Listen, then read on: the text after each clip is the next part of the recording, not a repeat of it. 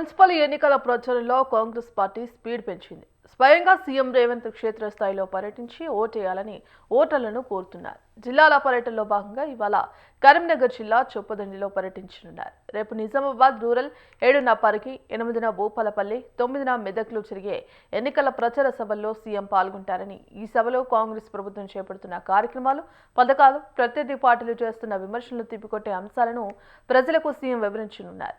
ఇప్పటికే మహబూబ్ నగర్, ఖమ్మం, నల్గొండ జిల్లాల్లో సీఎం సభలు నిర్వహించారు. కాగా సీఎం సభలతో పార్టీ కేడర్లో ఉత్సాహం రావడంతో పాటు విజయ అవకాశాలు మెరుగుపడతాయనే అభిప్రాయాలను పార్టీ నేతలు వ్యక్తం చేస్తున్నారు.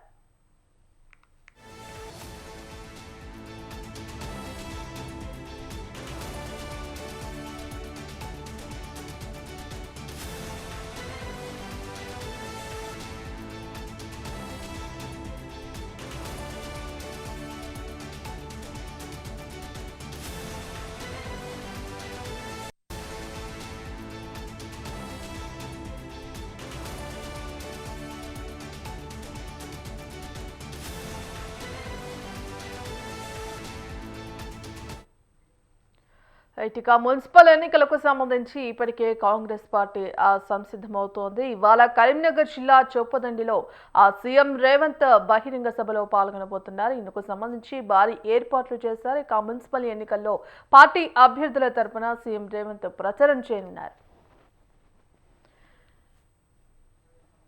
ఇందుకు సంబంధించి కంప్లీట్ అప్డేట్స్ మా ప్రతినిధి సంతోష్ ఫోన్ ఇన్ ద్వారా అందిస్తారు. సంతోష్, కరీంనగర్ జిల్లా చొప్పదండికి ముఖ్యమంత్రి రేవంత్ రెడ్డి పర్యటనకు అయితే రానున్న నేపథ్యంలో ఉమ్మడి జిల్లా ప్రజల్లో అయితే ఒక భారీ అంచనాలు అయితే నెలకొన్నాయి. అయితే ఎన్నాళ్ళుగానో పెండింగ్ లో ఉన్న కొన్ని కీలక ప్రాజెక్టులకు సంబంధించిన విషయంపై అయితే సీఎం స్పష్టమైన ప్రకటన చేస్తారన్న ఆశలతో అయితే జిల్లా వాసులు ఎదురు చూస్తున్న పరిస్థితి అయితే మనకు కనిపిస్తుంది. అయితే మానేరు నదిపై నిర్మించినటువంటి చెక్ డ్యాంలు ధ్వంసమైన అంశంపై సీఎం స్పందన ఉంటుందా, లేక కరీంనగర్ జగిత్యాల 4 లైన్ రహదారి ప్రాజెక్టుకు సంబంధించిన గ్రీన్ సిగ్నల్ ఇస్తారా, లేకపోతే పెద్దపల్లి జిల్లాలో ఉన్నటువంటి ఓదెల, కొండగట్టు ఆలయాలపై మాస్టర్ ప్లాన్లపై కూడా ఒక కీలక నిర్ణయాలు ప్రకటిస్తారా అన్న విషయంపై అయితే జిల్లా వాసులు ఎదురు చూస్తున్న పరిస్థితి అయితే నెలకొంది.